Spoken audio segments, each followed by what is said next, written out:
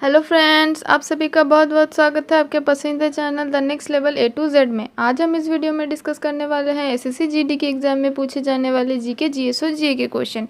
ये हमारा practice paper 12 है। 1 से लेकर 11 तक के प्रैक्टिस पेपर ऑलरेडी अपलोडेड है हमारे चैनल में, तो आप उन्हें भी पहले चेक कर लीजिए। तो चलिए जल्दी से स्टार्ट करते हैं आज के 25 क्वेश्चन।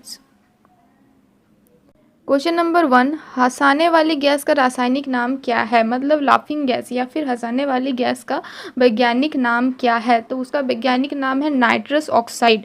तो यहाँ पे आपका करेक्ट ऑप्शन हो जाएगा option number D, nitrous oxide. Nitrous oxide ये एक रंगहीन गंधहीन गैस है जिसकी खोज एक अंग्रेज वैज्ञानिक जोसेफ प्रिस्टली ने किया था। जोसेफ प्रिस्टली ने 1793 में किया था इसका खोज।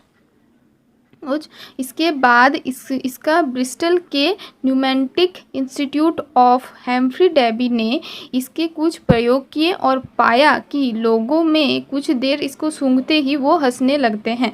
तो तब से इसको लाफिंग गैस या फिर हंसने वाली गैस के नाम से जाना जाने लगा। तो इसका रासायनिक नाम या फिर वैज्ञानिक नाम क्या है? Nitrous oxide.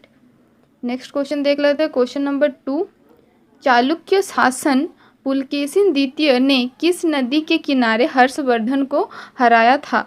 तो यहाँ पे आपका ऑप्शन है महानदी, ताप्ती, नर्मदा या गोदावरी। और यहाँ पे आपका करेक्ट ऑप्शन हो जाएगा ऑप्शन नंबर बी, ताप्ती नदी के किनारे हराया गया था।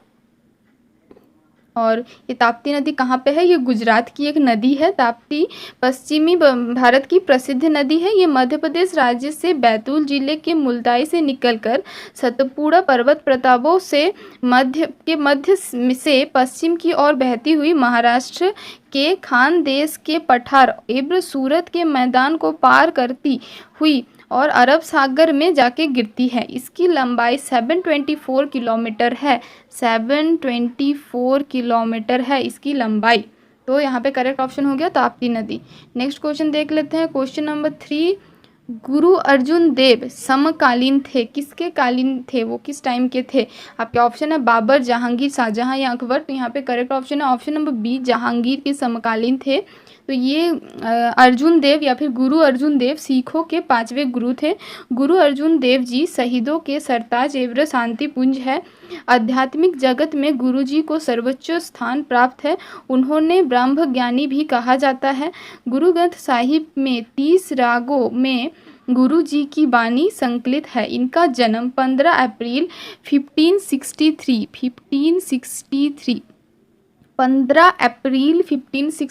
में हुई इनका जन्म।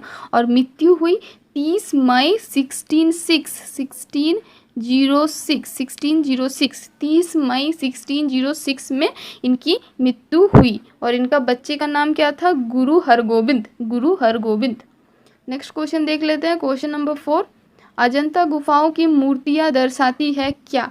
किसके बारे में दर्शाती है? तो अजंता की गुफाएं बौद्ध धर्म द्वारा प्रेरित और उसकी करुणामय भावनाओं से भरी हुई शिल्पकला और चित्रकला से ओतप्रोत है, जो मानवीय इतिहास में कला की उत्कृष्ट ज्ञान और अनमोल समय को दर्शाती है। ये महाराष्ट्र के औरंगाबाद जिले में स्थित है। तो यहाँ पे आपका करेक्ट ऑप्शन हो गया ऑप्शन नंबर बी, मतलब भगवान बुद्ध और उसका जीवन वृत्त दर्शाती है अजंता की गुफाएं। नेक्स्ट क्वेश्चन देख लेते हैं। क्वेश्चन नंबर 5, तांबे की गेंद को गर्म करने पर उसका घनत्व क्या होता है? बढ़ता है, घटता, वही रहता है या फिर कोई नहीं? तो यहाँ पे आपका करेक्ट ऑप्शन हो जाएगा ऑप्शन नंबर बी, घटता है। तांबा मतलब कॉपर के बॉल को अगर गर्म किया जाए, मतलब टेम्परेचर इंक्रीज किया जाए, तो उसका डेंसिटी घटता है। तो डेंसिटी घटता है, इसका मतलब इसका घनत्व घटता है। नेक्स्ट क्वेश्चन देख लेते हैं। क्वेश्चन नंबर 6, गौतमी पुत्र सातकर्णी शासक था कहाँ का? शुंग का, कुषाण, राष्ट्रकूट या सातवाहन का? तो ये यहाँ पे करेक्ट ऑप्शन हो जाएगा ऑप्शन नंबर डी, मतलब सातवाहन का शासक था वो। लगभग आधी शताब्दी की उठापटक तथा सत शासकों के हाथों मान मर्दन के बाद गौतमी पुत्र सी सातकर्णी के नेतृत्व में अपनी खोई हुई प्रतिष्ठा को पुनर्स्थापित कर लिया। गौतमी पुत्र सी सातकर्णी सातवाहन वंश का सबसे महान शासक थे, जिन्होंने लगभग 25 वर्षों तक शासन कर, ना ही केवल 25 वर्षों तक शासन किया, बल्कि उन्होंने अपने साम्राज्य की खोई हुई प्रतिष्ठा को भी पुनर्स्थापित किया। और जबकि वो एक विशाल साम्राज्य की भी स्थापना की। तो यहाँ पे कहाँ के शासक थे? वो सातवाहन के शासक थे। नेक्स्ट क्वेश्चन देख लेते हैं। क्वेश्चन नंबर 7, द्वार समुद्र राजधानी थी कहाँ की?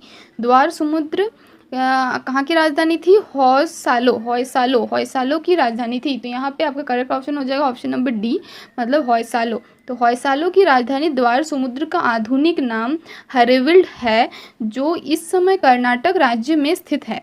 वहाँ के वर्तमान मंदिरों में होयसलेश्वर का प्राचीन मंदिर सर्वाधिक प्रसिद्ध है, जिसका निर्माण विष्णुवर्धन के शासनकाल में हुआ था। तो ये डिटेल्स आप नोट कर लीजिए।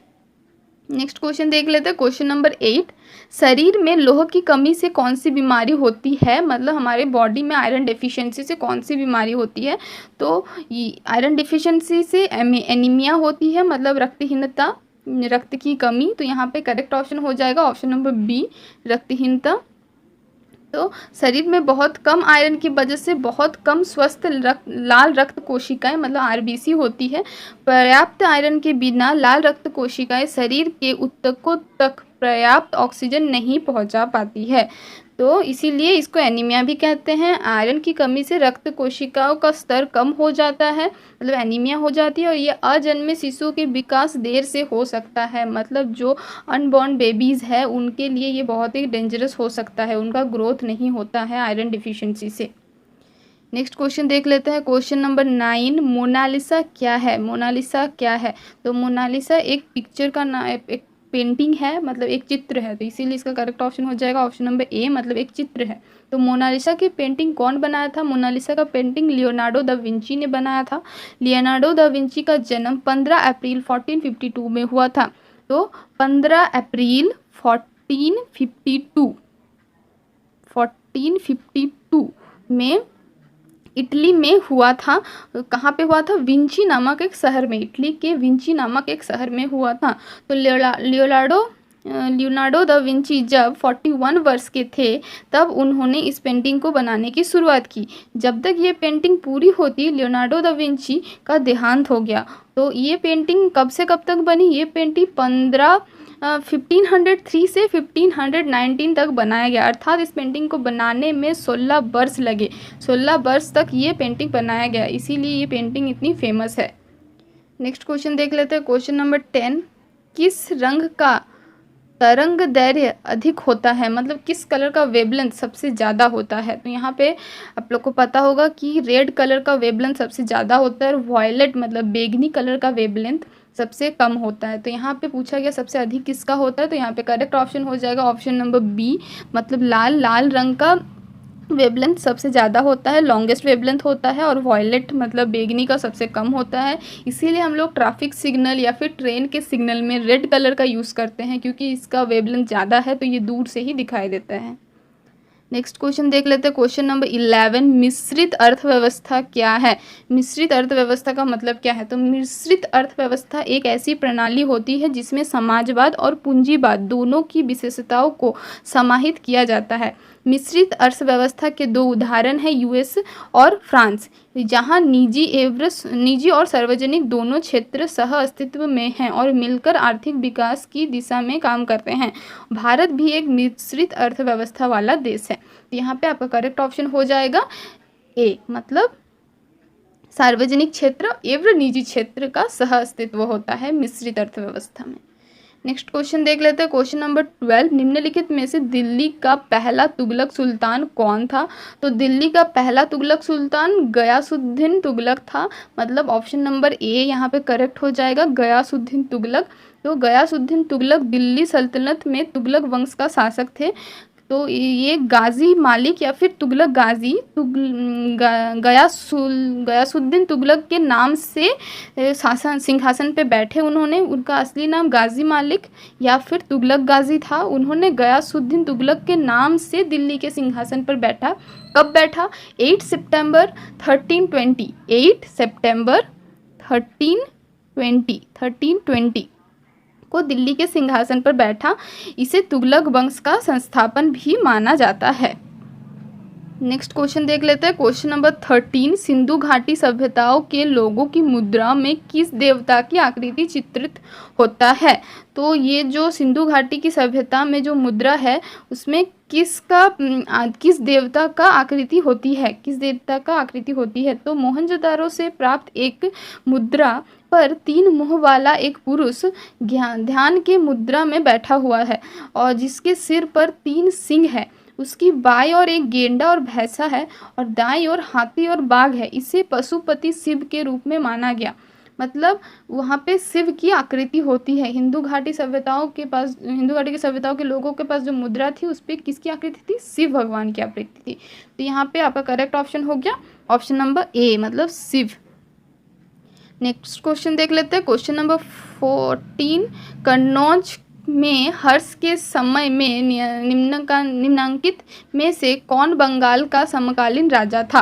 तो यहाँ पे आपका करेक्ट ऑप्शन हो जाएगा शशांक। शशांक बंगाल का हिंदू राजा था जिसने 7वीं शताब्दी के अंतिम चरण में बंगाल पर शासन किया। वो बंगाल का पहला महान राजा था। उन्होंने गौड़ राज्य की स्थापना की थी। किसकी स्थापना की थी? गौड़ राज्य की स्थापना की थी। नेक्स्ट क्वेश्चन देख लेते हैं। क्वेश्चन नंबर 15, झुका हुआ मीनार कहाँ है? झुका हुआ मीनार आप लोग को पता होगा लीनिंग टावर ऑफ पीसा को बोलते हैं। तो ये इटली में है, तो इसीलिए इसका करेक्ट ऑप्शन हो जाएगा ऑप्शन नंबर ए। मतलब इटली में लीनिंग टावर ऑफ पीसा को वास्तुशिल्प का अद्भुत नमूना माना जाता है। अपने निर्माण के बाद से ही ये मीनार लगातार नीचे की ओर झुकती रही है और इसी झुकने की वजह से वो दुनिया भर में भी मशहूर रही। इस वजह से खतरा भी बना हुआ है कि ये किसी दिन गिर सकती है। ये कहाँ पे है? ये इटली में है। नेक्स्ट क्वेश्चन देख लेते हैं। क्वेश्चन नंबर 16, हाथी किस पार्क में प्रसिद्ध है? तो निम्नलिखित पार्कों में से पेरियार राष्ट्रीय उद्यान, मतलब ऑप्शन नंबर सी, पेरियार राष्ट्रीय उद्यान में हाथी सबसे ज़्यादा प्रसिद्ध है। पेरियार राष्ट्रीय उद्यान ये भारत का प्रमुख राष्ट्रीय उद्यान है। ये एक महत्वपूर्ण बाघ और हाथी आरक्षण है। यहाँ पे मूल्यवान भारतीय हाथियों का वास है। इसके अलावा भी बाकी स्तनधारियाँ जैसे गौर, सांभर, जंगली सुअर, भारतीय विशाल गिलहरी आदियों का भी वास है यहाँ पे। नेक्स्ट क्वेश्चन देखते हैं। क्वेश्चन नंबर 17, अल्बुकर्क ने गोवा को किससे छीना था? तो यहाँ पे आपके ऑप्शन है राजा जुमेरिन से, या फिर बीजापुर के सुल्तान से, या फ्रांसीसी से, या अंग्रेज से। तो यहाँ पे आपका करेक्ट ऑप्शन है ऑप्शन नंबर ए, मतलब राजा जुमेरिन से गोवा को छीना था अल्बुकर्क ने। नेक्स्ट क्वेश्चन देख लेते हैं। क्वेश्चन नंबर 18, नीला थोथा क्या है? नीला थोथा आप लोग नाम सुने होंगे, वो किसको कहा जाता है? तो नीला थोथा का केमिकल नेम है कॉपर सल्फेट। इसे तूतिया भी कहा जाता है, तूतिया। तो ये कॉपर सल्फेट का दूसरा नाम है नीला थोथा। इसका रासायनिक फार्मूला है CuSO4 मतलब कॉपर सल्फेट। इसे क्यूप्रिक सल्फेट भी कहा जाता है और ये कॉपर सल्फेट कई यौगिकों के रूप में पाया जाता है। मतलब इसका बहुत सारा केमिकल फॉर्म है जिसमें क्रिस्टल जल की मात्रा अलग अलग होती है। ये विभिन्न रंगों में भी पाई जाती है, अलग अलग यौगिकों में। कभी इसका रंग क्रिस्टल सफ़ेद होता है, कभी हल्के पीले हरे रंग का भी होता है और कभी कभी ये चमकीले नीले रंग का भी होता है। ये पेंटाहाइड्रेट में चमकीले नीले रंग का होता है और ये पेंटाहाइड्रेट रूप ही सर्वाधिक पाया जाने वाला रूप है। ये कॉपर सल्फेट कॉपर का सबसे अधिक पाया जाने वाला यौगिक है। मतलब कॉपर का सबसे ज़्यादा फेमस कंपाउंड है कॉपर सल्फेट और इसका यूज़ कहाँ पे होता है? विद्युत लेपन में उपयोगी होता है ये। तो यहाँ पे आपका करेक्ट ऑप्शन क्या हो गया? ऑप्शन नंबर ए, मतलब कॉपर सल्फेट। नेक्स्ट क्वेश्चन देख लेते हैं। Question number 19, land of rising sun किससे कहा जाता है? मतलब यहाँ पे किस देश को लैंड ऑफ राइजिंग सन कहा जाता है? नॉर्वे, ब्रिटेन, जापान या भारत? तो यहाँ पे आपका करेक्ट ऑप्शन हो जाएगा ऑप्शन नंबर सी, मतलब जापान। जापान को लैंड ऑफ राइजिंग सन कहा जाता है और जापान वर्ड का मीनिंग भी इससे रिलेटेड है, इसीलिए इसको लैंड ऑफ राइजिंग सन भी कहा जाता है। नेक्स्ट क्वेश्चन देखते हैं। निम्न में से कौन सा पदार्थ सबसे कठोर है? मतलब हार्डेस्ट सब्सटेंस, सबसे ज़्यादा हार्ड कौन सा चीज़ है इनमें से? आपके ऑप्शन है हीरा, सीसा, टंगस्टन या फिर लोहा। तो यहाँ पे आपका करेक्ट ऑप्शन है ऑप्शन नंबर ए, मतलब हीरा में, यानी कि डायमंड को सबसे हार्डेस्ट सब्सटेंस माना जाता है और ये इतना कठोर होता है कि इसको काटने के लिए भी हीरा का ही उपयोग करना पड़ता है, किसी और चीज़ से ये नहीं कटता है। नेक्स्ट क्वेश्चन देख लेते हैं। क्वेश्चन नंबर 21, एक सूखे सेल में कौन सी ऊर्जा पाई जाती है? सूखे सेल यानी कि ड्राई सेल। ड्राई सेल क्या, एक इलेक्ट्रोकेमिकल सेल ही है जो कि केमिकल एनर्जी को इलेक्ट्रिकल एनर्जी में कन्वर्ट करती है, मतलब रासायनिक एनर्जी को विद्युत एनर्जी में कन्वर्ट करती है। तो इसमें कौन सी ऊर्जा पाई जाती है? इसमें रासायनिक ऊर्जा पाई जाती है, इसीलिए यहाँ पे करेक्ट ऑप्शन हो जाएगा ऑप्शन नंबर सी, मतलब रासायनिक ऊर्जा को ये केमिकल इलेक्ट्रिकल ऊर्जा में कन्वर्ट करती है। इस पे क्या होता है, एक इलेक्ट्रोलाइट पेस्ट होता है, सॉल्यूशन होता है जो कन्वर्ट करता है उस केमिकल एनर्जी को इलेक्ट्रिकल एनर्जी में।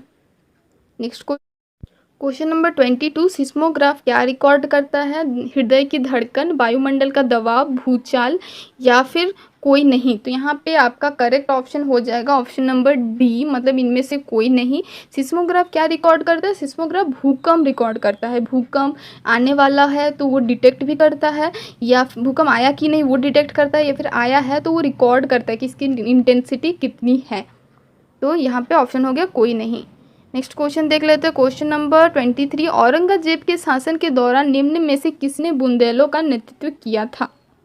तो यहाँ पे आपके ऑप्शन है चंपत राय, जुझार सिंह, बीर सिंह या छत्रसाल। तो यहाँ पे करेक्ट ऑप्शन हो गया option number C, Bir Singh ने नेतृत्व किया था। तो औरंगजेब के शासन के दौरान बीर सिंह थे जिन्होंने बुंदेलों का नेतृत्व किया था।